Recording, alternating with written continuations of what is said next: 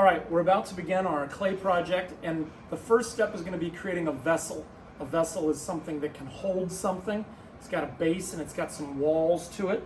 So the first thing that we would do is wedge the clay, but this is actually sort of pre-wedged clay, so it ought to be in pretty good shape. And what I'm going to do is I'm going to get it like a big piece of French bread,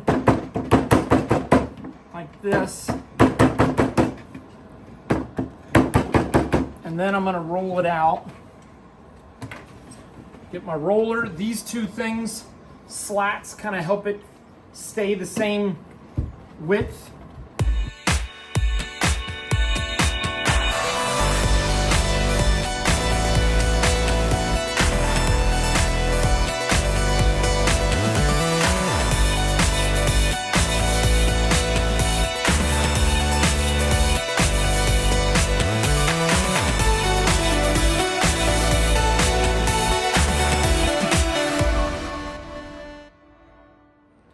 All right, and now that I've rolled out my walls, I'm also going to create my little base, and I have this little lid to kind of make sure that everybody has the same dimensions, the same size to this, same thickness.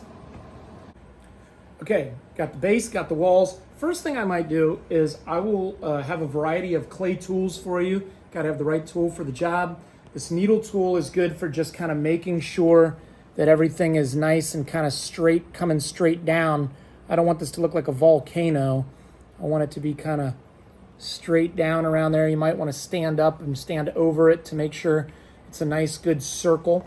Then, if you've ever taken a clay class, what you may have learned is that you have to score, slip, and blend.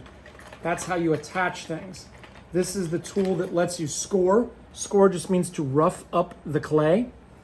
And then this is slip. Slip is just like mud. Essentially, it's the glue, it's the wet clay that helps kind of hold it together. And then the blending I'll show you in a minute. But the first thing I would do is just get the little scoring tool and score up the clay. And I'm gonna do it all the way around. You may only be able to see me for part of it, but I'm gonna sort of score this up. And then I'm gonna score this up because I'm actually going to attach this in a different way than we normally do. So I'm going to get a little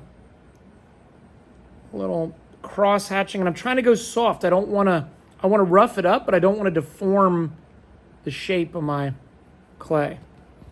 Then I'm going to get some of this goop, and I'm going to use the goop kind of like glue on here. Put some of my glue on.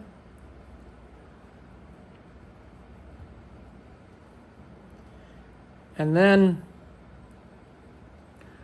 in a second, I'm going to speed this up, but I'm going to show you how I'm going to try to kind of wrap this around. I'll turn it. I'm going to try to wrap this around, and then I'm going to try to attach this, and I'm going to try to hide this seam, and I'm going to try to kind of hide the seams on the bottom with a little bit. All right, here we go.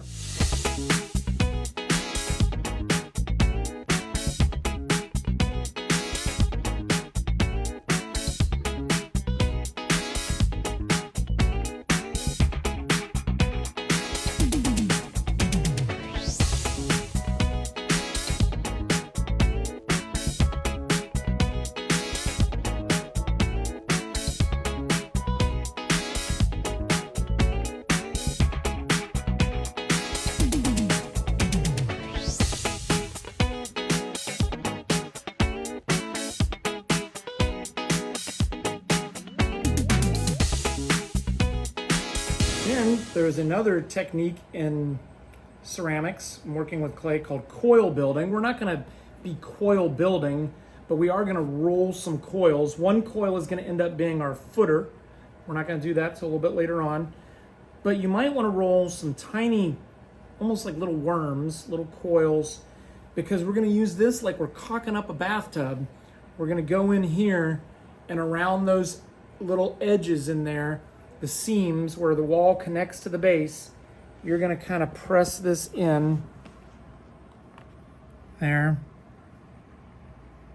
And we're going to try to like make that disappear once we get it in there real good. We're going to try to kind of blend it in, and that might involve maybe a tool like this or something to kind of get in there and really kind of blend it and eventually hide the seam in there. And we'll hide this seam as well. We'll try to hide that side there so we know it's really well constructed. We'll try to keep these walls the same thickness. And then on the bottom, we've already kind of hit it a little bit, but we don't want this to sink in too much. We can press down, but we can get our little scoring tool and score up that area where it connected. Again, we're gonna put a footer on here, and that's gonna help hold it together as well. But we'll score this up, and you could spray it a little if you need a little water, and get some type of blending tool like this rib tool, and we're gonna try to hide any sign of those seams. And it just takes a little bit of a delicate touch. You just wanna make sure that you're not pinching these walls. People will take the walls and then kind of do that to them. And we're trying to keep it that same nice thickness. Mine's already getting a little funny right there, but we're trying to keep those walls all the same thickness as we go. And that will be the first step. There will be other steps that are going to follow before we make this into our final cool finished piece.